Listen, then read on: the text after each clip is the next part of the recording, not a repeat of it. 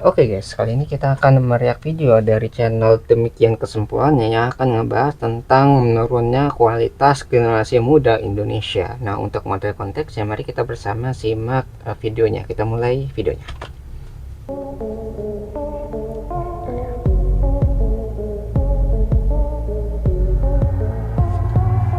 Dari sekian banyak manusia tolol yang pernah gue lihat di Indonesia ini, ternyata ada yang lebih tololnya lagi dong, yaitu lo semua yang rela sampai mogok sekolah, nggak mau sekolah, cuma gara-gara ngebelain satu anak ini. Dan gue yakin satu anak ini ya. kayaknya punya karisma yang bisa bikin dia dibela sama satu sekolahan. Buset bro, kira-kira dong. Nah katanya nih di berita pas gue baca pelan-pelan, anak ini ternyata ketahuan melanggar aturan sekolah sampai digaplok sama gurunya pakai tangan. Untung masih pakai tangan ya, bukan pakai kaki.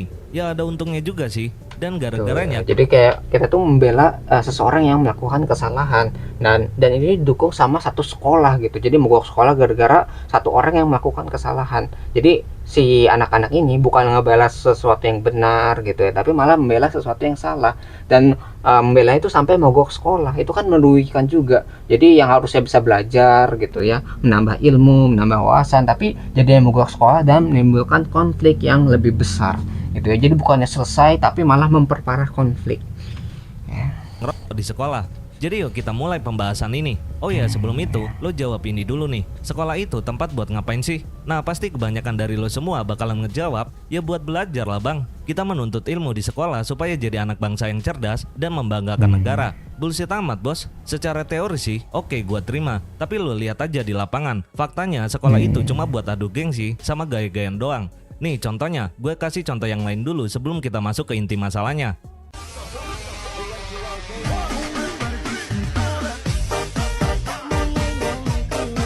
Itu ya, joget-jogetan yang kurang bermanfaat tuh ya.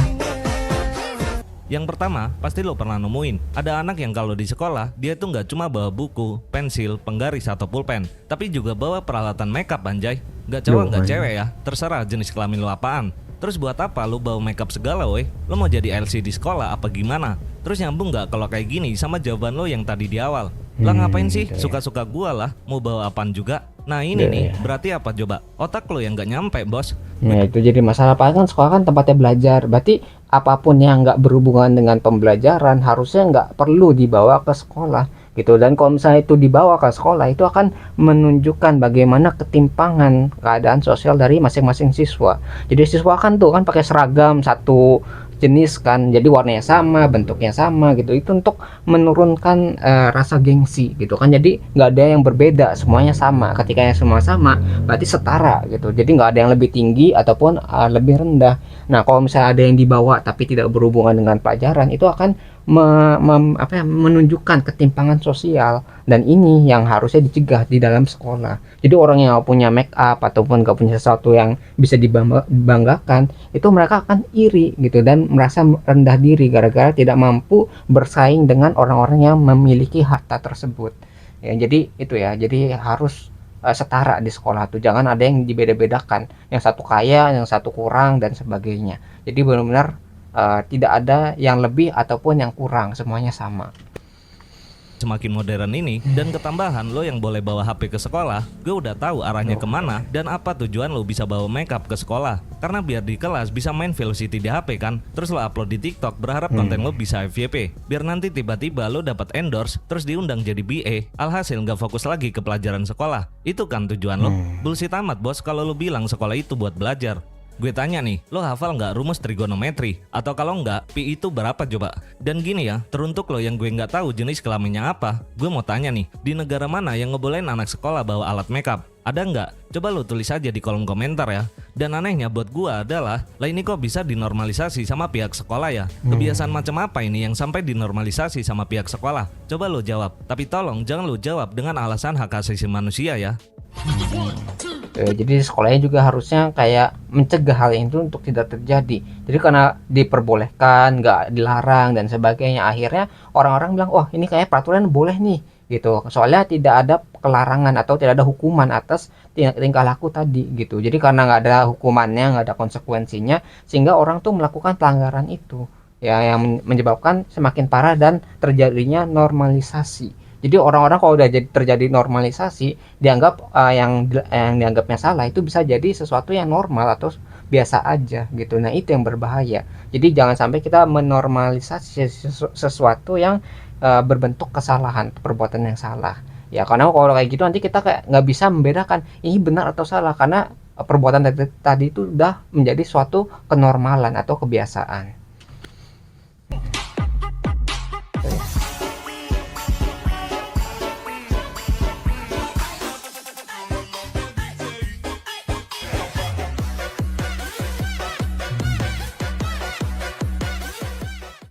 Oke, gue lanjut lagi yang kedua. Jujur aja bos, pasti lo juga pernah nemuin ini kan? Ada anak sekolah yang kalau ke sekolah itu bawa kendaraan sendiri. Ya banyak banget itu juga dan tuh ya. rata-rata emang pada gitu kan sekarang. Tapi gue di sini nggak permasalahin hal ini kok. Ya gue juga tahu kalau lo ke sekolah bawa kendaraan itu karena rumah lo yang jauh. Jadinya nggak ada yang bisa nganterin lo ke sekolah pagi-pagi, ya kan? Dan gue juga tahu lah ya, di umur lo yang udah remaja ke usia matang ini, pasti malu lah kalau dianterin sama nyokap atau bokap lo sendiri, iya kan? Udah ngaku aja bos. Ya paling cuma sedikit lah yang bakalan ngasih alasan kalau lo itu mau jadi anak yang independen, yang ngapa-ngapain aja bisa sendiri. Tuh, ya, jadi ini juga bisa dianggap kayak melanggar peraturan. Misalnya anak-anak yang SMP itu kan masih belum dapatkan SIM, terus masih di bawah umur dan sebagainya. Itu kalau di dalam lalu lintas itu kan melanggar aturan. Mereka belum punya SIM-nya, belum punya izin untuk mengemudi, tapi udah bisa membawa motor. Berarti kan itu melanggar peraturan, seolah-olah orang yang yang membawa motor tadi itu tidak melanggar peraturan karena sudah terjadi normalisasi gitu ya. Udah jadi kebiasaan orang yang tadi SMP bawa motor ke sekolahnya gitu, dan tidak mendapatkan hukuman dari perlakuan tersebut gitu kan. Jadi terjadi normalisasi yang kurang baik, yang peraturan dianggap salah tapi dibenarkan gara-gara sering dilakukan. Permasalahan di sini adalah cara lo berkendara. Itu aja sih poinnya. Itu ya. Lo boleh naik motor, boleh. Lo Tuh, boleh juga naik mobil berbahaya sendiri, ya boleh-boleh aja. Tapi cara lo berkendara itu yang gue kritik di sini. Lo lihat aja pas mereka pada pulang sekolah semua, ngebut-ngebutan sana sini, standing seret-seretan motor, salip-salipan, ngelawan narap, nerobos lampu berbahaya merah, tuh ya. bonceng tiga, terus apa lagi? Gila apa gila lo? Dan jangan lo semua nyalain takdir soal banyaknya kecelakaan yang terjadi pada anak-anak sekolah di jalanan akibat ulah mereka sendiri.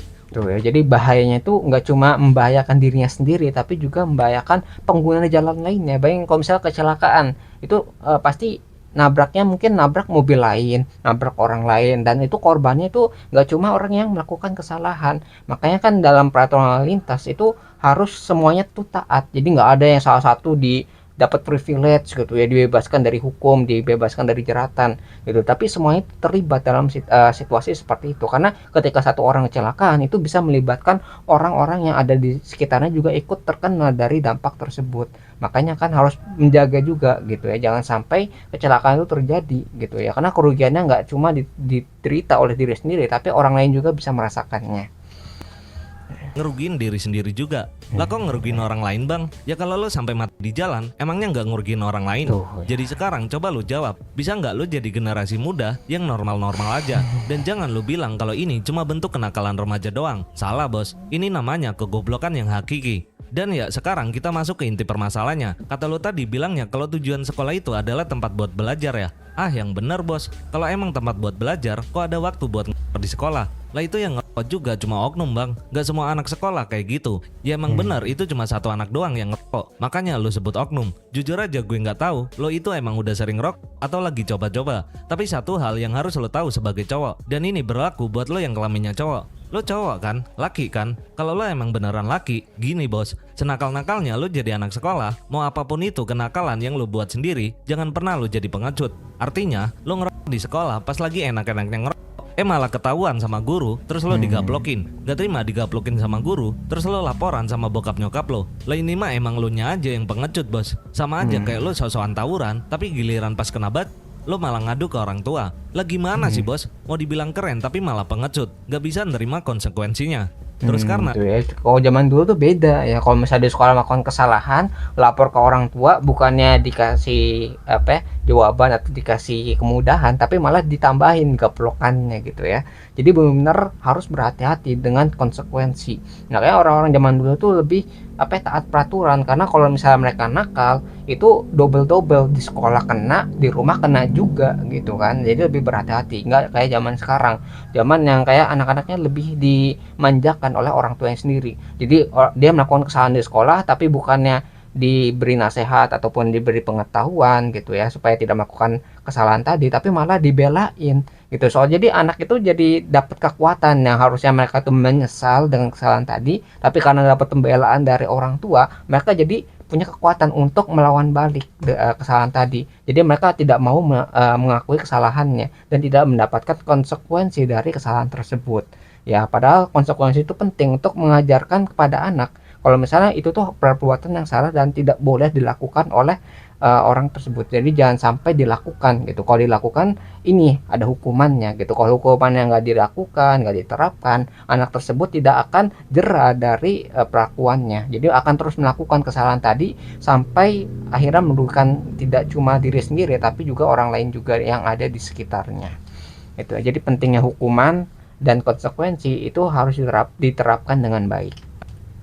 Siswa jadi ikut-ikutan mogok sekolah. Gak mau sekolah bos. Dan selamat datang di Madesu, masa depan suram yang dimana nyari kerja di Indonesia ini udah susahnya setengah mampus. Ditambah lagi lo yang gak mau sekolah. Nah gara-gara ulah lo ini, banyak HRD perusahaan yang katanya sampai ngeboikot lulusan dari sekolah ini selama 3 tahun ke depan. Gak bakalan mau nerima katanya. Yaudah, gak apa-apa lanjutin aja bos. Kalau perlu sampai tahun depan lo mogok sekolahnya, biar lo ngerasain penyesalan di kemudian hari. Karena kan penyesalan itu selalu datangnya belakangan. Dan ya jadi kesimpulannya adalah apapun yang lo lakuin hari ini, mau itu cuma dibilang buat gaya-gayaan doang atau biar kelihatan keren, yang penting lo harus tahu setiap kali lo lakuin itu akan ada konsekuensi yang harus lo hadapi sendiri. Jangan bawa-bawa nama orang lain, apalagi orang tua. Ya goblok amat ya, kalau sampai bawa-bawa orang tua, kan lo sendiri yang nakal. Atau semua orang tua juga gue yakin gak mau kalau anaknya sampai nakal, apalagi sampai ngerugiin diri sendiri dan orang lain.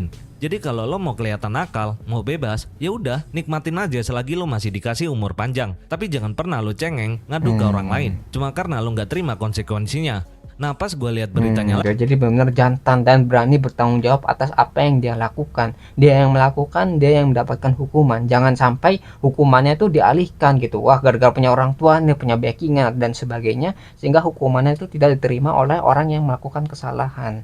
Ya jadi benar harus ada konsekuensi yang menerima dari masalah tadi gitu. Jangan sampai dibebaskan, karena kalau kebiasaan tersebut itu dibawa sampai ke dewasa, itu orang-orang tadi itu bibit-bibit dari koruptor, dari orang yang melakukan kejahatan dan sebagainya, karena mereka bisa lepas dari konsekuensi, ya bisa kabur. Jadi kayak ngelempar batu sembunyi tangan gitu tanpa ada konsekuensi yang menimpa diri mereka. Ya makanya mereka nanti ketika dewasa ya jadi penjahat gitu ya, karena mereka tidak merasakan konsekuensi dari perbuatan tadi. Ya jadi harus ditegaskan sejak dini gitu, jangan sampai terlambat gitu kan. Udah damai antara si anak ini sama gurunya. Terus yang jadi pertanyaan gue selanjutnya, gimana nih bos? Apa lo masih mau sekolah di situ buat bikin kenakalan yang baru lagi, atau udah terlanjur malu nih terus minta sama orang tua buat pindah sekolah?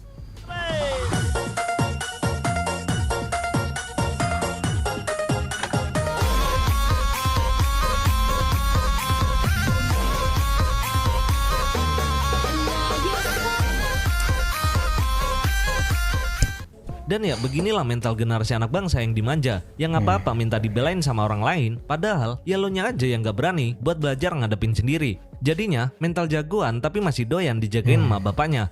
Dan karena masalah ini udah selesai, ya udah gue tutup aja video ini. Dan semoga ini jadi pembelajaran buat lo semua yang masih duduk di bangku sekolah. Oh ya pesan gua, jangan banyak gaya bos, belajar yang fokus, gak cuma bener doang. Soalnya biaya hidup lo itu masih ditanggung sama orang rumah. Malu kan kalau lo gedenya nanti malah gak jadi apa-apa.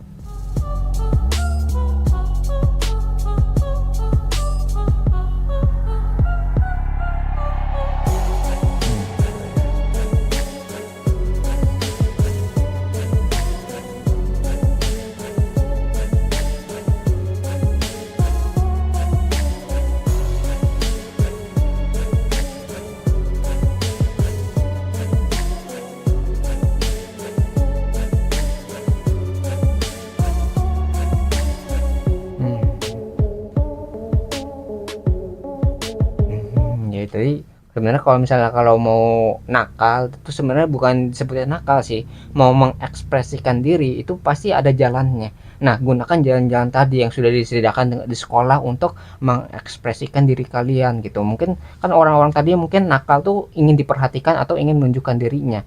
Nah tapi karena nggak punya wadah yang tepat gitu ya, sehingga mereka menggunakan alasan tadi untuk berbuat kesalahan, misal kayak ngebut-ngebutan, tawuran gitu kan, itu kan sebenarnya sesuatu yang salah. Tapi kan mereka ingin menunjukkan dirinya gitu, wah sebagai orang yang hebat, sebagai orang yang kuat gitu kan. Tapi karena penyalurnya salah gitu ya, mungkin dari sekolahnya juga nggak ada wadahnya untuk mengembangkan bakat mereka, akhirnya kayak gitu hasilnya, sesuatu yang negatif. Ya, jadi sekolah juga mungkin ada tanggung jawabnya untuk mendidik anak-anak yang memiliki tendensi untuk melakukan kesalahan seperti ini. Misalnya dibimbing gimana caranya untuk melampiaskan ke jalan yang benar juga. Misalnya dari jalan yang tadi olahraga gitu, karena dia sering gerak badannya, nggak bisa diem di kelas gitu, sering ngobrol dan sebagainya. Tapi ketika dia disalurkan ke sesuatu yang bermanfaat, akhirnya dia juga berprestasi di sesuatu yang positif gitu ya. Jadi sekolah juga harus menyediakan wadah yang tepat juga untuk orang-orang yang membutuhkan wadah tersebut ya.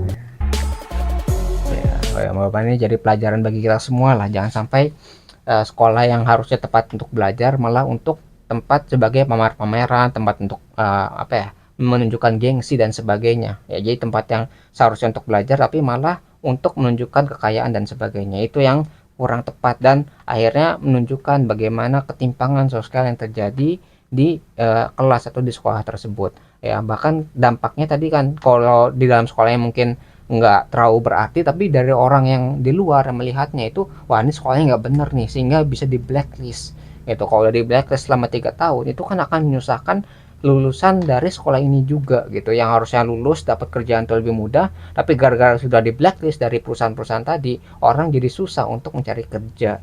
Itu juga konsekuensi dari kesalahan yang dilakukan sekolah tersebut, yang harusnya kesalahan tadi itu bisa diselesaikan dengan cepat dan mudah, tapi gara-gara satu sekolah terlibat, akhirnya satu sekolah tersebut yang menerima konsekuensi dari kesalahan yang dilakukan oleh orang tadi yang melakukan itu ya, yang merokok dan sebagainya. Nah itu ya yang mungkin kita bisa pelajari dari video ini, tentang bagaimana generasi muda kita itu bukannya semakin baik tapi malah semakin buruk ya. Nah, kalau kalian tertarik dengan sumber videonya itu, link sudah saya cantumkan di deskripsi video. Semoga video bisa bermanfaat, kurang lebih mohon maaf. Kita ketemu lagi di pembahasan selanjutnya ya. Channelnya itu namanya ini, demikian kesimpulannya. Kalau kalian tertarik untuk mengunjungi channel tersebut, mungkin itu yang bisa saya sampaikan. Kurang lebih mohon maaf. Kita ketemu lagi di pembahasan selanjutnya, insya Allah.